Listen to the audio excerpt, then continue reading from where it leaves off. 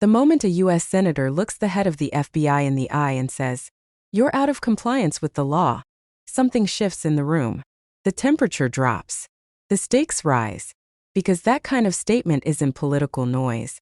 It's a warning that one of the most powerful figures in American government may be ignoring the rules everyone else is required to follow.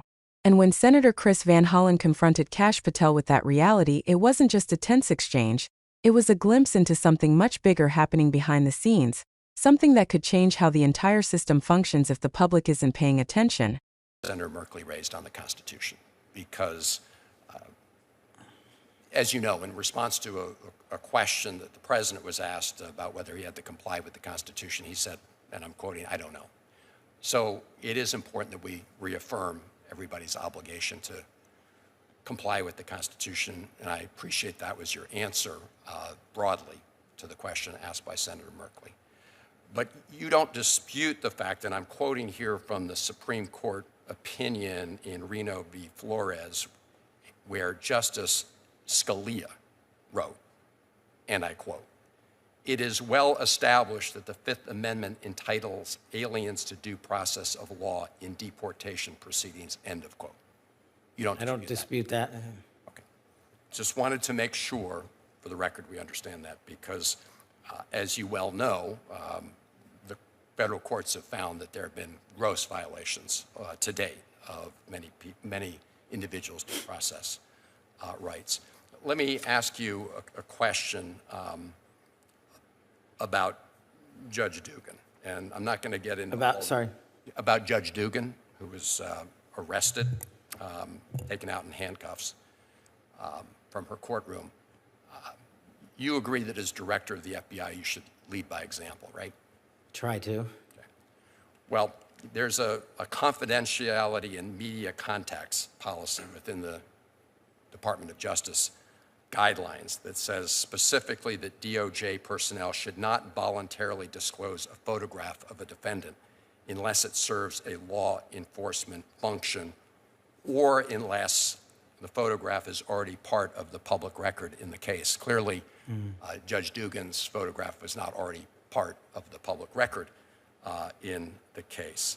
So it appears that what you did was a violation of that policy, unless you can express a clear law enforcement purpose for having done that.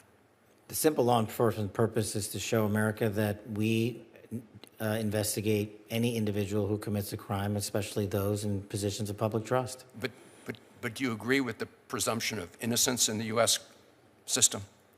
Absolutely. As a public defender, that's what I fought for years. Well, but that's different than this. But Mr. Director, this is one of the reasons why that guideline is there, so people, especially the director of the FBI, doesn't announce to the country that somebody's already been found criminally liable when they haven't. She hasn't, has she?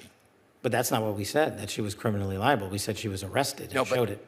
Yeah, we know she was arrested, but the issue is the photograph. I'm asking you, going forward, I hope as the leader of the FBI, you will comply with the guidelines of the FBI that everybody else is expected to follow. I believe I have, and I will going forward. Well, this seems like a direct violation of this guideline. I guess we're in disagreement, Senator. Well, unless you can tell me why that really serves a law enforcement function. So you're going to send out pictures of everybody that's arrested? Lots of people that are arrested have pictures sent out. I'm asking you as director of the FBI, is that going to be your policy, just to start sending? No, we do it on a case-by-case basis. Yeah, well, the guidelines make clear that I think any normal interpretation of this suggests it's a violation. Look, we're a budget committee, an appropriations committee. We want to find a way to make sure that we properly resource the men and women who work at the FBI. I think that is a common goal, I hope. And I do, just, Mr. Chairman, again, in closing, I understand you want to proceed, just so that we keep things going, but it is kind of hard to proceed without any budget. So. I don't take you as critiquing our having a hearing. No, you're pleased to have a hearing, and I wish we had more to deal with than we do. I do. And what happened in that moment wasn't a performance or a partisan victory lap. It was a simple, alarming truth. The FBI director couldn't follow a basic legal requirement. And worse, he didn't seem particularly concerned about it. You could hear it in the hesitation, the vague answers, the promises to work with OM and get back later this week. These weren't the words of someone eager to uphold the law. They were the words of someone trying to buy time, hoping the spotlight would move elsewhere. But Van Hollen didn't blink. He pressed harder because accountability isn't optional, especially when the person sitting in front of you controls the most powerful law enforcement agency in the nation. The whole issue began with something that, on paper, looks simple: a spend plan. When Congress passes a continuing resolution, it gives agencies 45 days to explain how they'll use the money they've been authorized to spend. It's routine. It's basic. It's the equivalent of turning in your homework before the deadline. Every agency does it. Every director knows it's required. But here they were, day 54, and the FBI hadn't handed over a thing. Nothing. No breakdown. No numbers.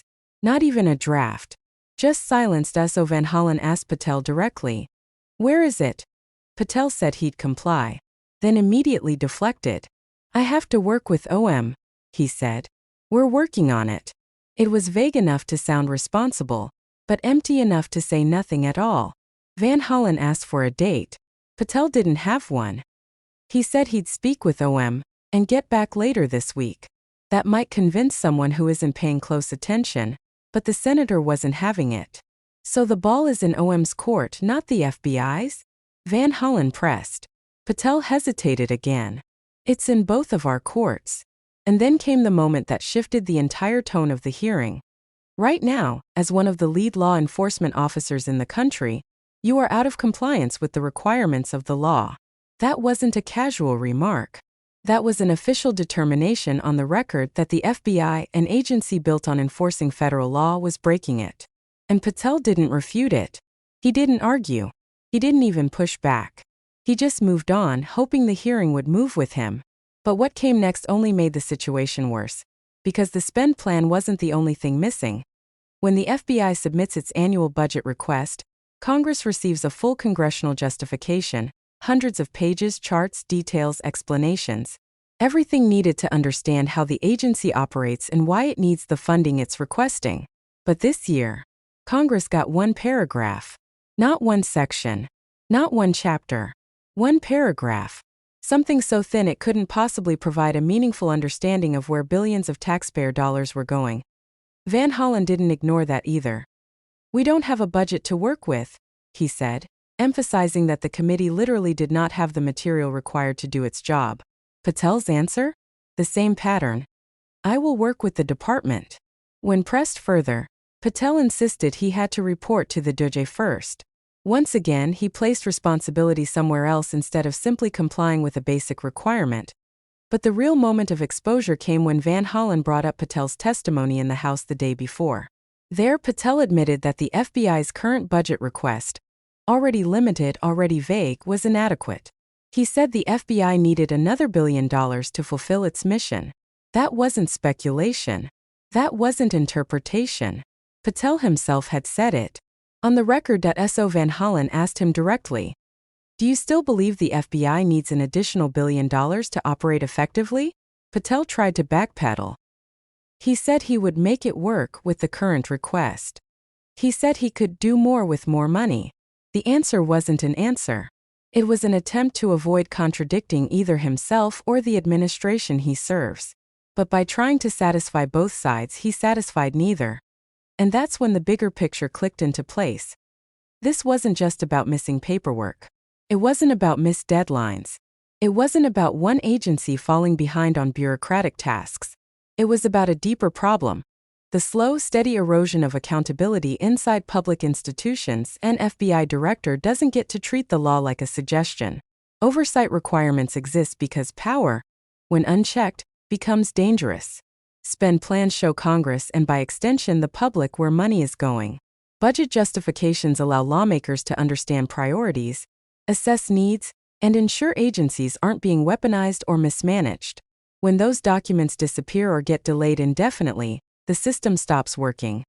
Because transparency isn't a courtesy, it's a safeguard. And Van Hollen understood exactly how dangerous it is when those safeguards start to fail. His exchange with Patel wasn't about scoring political points. It wasn't about embarrassing the director. It was about highlighting a pattern that has become increasingly common. High-ranking officials who treat oversight as optional, deadlines as flexible, and the law as something that can wait until next week. And that pattern becomes even more troubling when the official involved is Kash Patel, a figure whose entire career has been shaped by political loyalty and public controversy. His past roles weren't built on institutional respect or nonpartisan service. They were built on alignment with powerful political figures and defending narratives that often clashed with traditional norms. So when he hesitated, deflected, or pushed responsibility elsewhere, it wasn't surprising. It was consistent. But this consistency is exactly what makes the situation alarming. Because institutions don't collapse in dramatic ways. They erode slowly, through little breaches that become habits. First it's a missed deadline, then a missing document, then a vague excuse, then a refusal to answer a direct question, and eventually the public stops expecting accountability at all. And that's the danger Van Hollen was trying to expose. The moment the FBI director can disregard a legal obligation without consequence, the public loses one of the few mechanisms it has to keep powerful agencies honest.